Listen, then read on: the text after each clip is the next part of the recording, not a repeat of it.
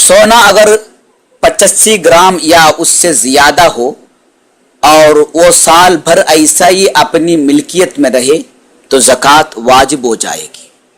इसी तरह किसी के पास साल भर 595 ग्राम या उससे ज़्यादा चांदी हो तो ज़कात वाजिब होगी। यानी सोने का निसाब 85 ग्राम और चांदी का निसाब 595 ग्राम है, उसमें ज़कात है, यानी उससे कम में ज़कात नहीं। 85 ग्राम सोने और 595 ग्राम चांदी पर ज़कात उसके 2.5% है।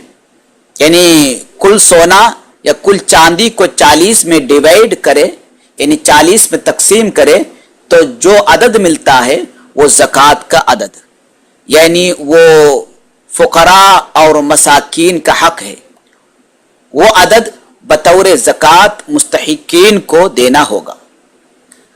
85 ग्राम सोने को 7.5 तोला कहते हैं। इसी तरह 595 ग्राम चांदी को 52.5 तोला कहते हैं। एक तोला कमोबेश 11 ग्राम का रहता है।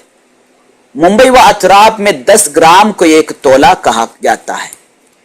इस हिसाब से सोने का निसाब ज़कात में 8.5 तोला और चांदी का निसाब 59.5 तोला होगा। किसी ने मुहर्रमुल हराम की पहली तारीख को 85 ग्राम सोना खरीदा तो अगले साल मुहर्रमुल हराम की पहली तारीख तक वो सोना उसकी मिल्कियत में रहा तो ज़कात वाजिब है।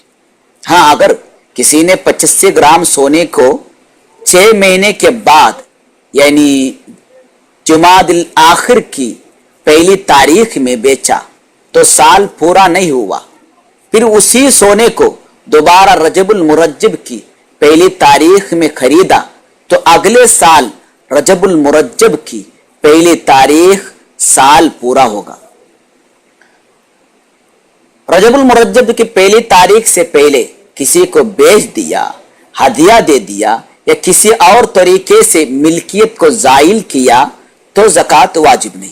यानी ज़ैद के पास 85 ग्राम सोना बशक्ले बिस्केट था, मुहर्रम की पहली तारीख को खरीदा था।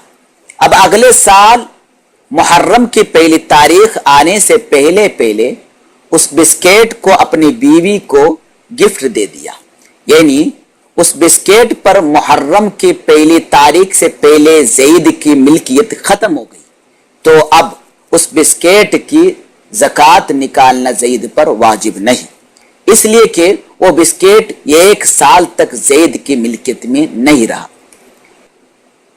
किसी के पास सोने का भी बिस्केट है और चांदी का भी, लेकिन दोनों में निसाब नहीं, यानी 80 ग्राम ही सोना है और चांदी 500 ग्राम, तो न चांदी पर ज़कात है न ही सोने पर, इसलिए दोनों में निसाब नहीं है।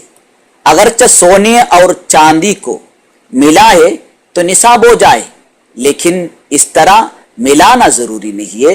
सिर्फ और सिर्फ सोना 85 ग्राम रहना चाहिए, सिर्फ और सिर्फ चांदी 595 ग्राम रहना चाहिए, तब जाके ज़कात वाजिब हो जाती है। इसी तरह ज़ैद के पास 85 ग्राम सोना था, अम्र के पास भी सोना था 85 ग्राम, दोनों ने मुहर्रम की पहली तारीख को सोना खरीदा था। अब अगले साल के मुहर्रम की पहली तारीख होने से पहले पहले दोनों ने अपने अपने सोने को आपस में अदल बदल किया, यानी जो सोना पहले था उससे ज़ैद और अम्र की मिल्कियत जायल हो गई। ज़ैद ने ज़ैद का अपना सोना अम्र के मिल्कियत में दे दिया, अम्र ने अम्र का अपना सोना ज़ैद की मिल्कियत में दे दिया, तो साल भी मुनक़ती हो गया।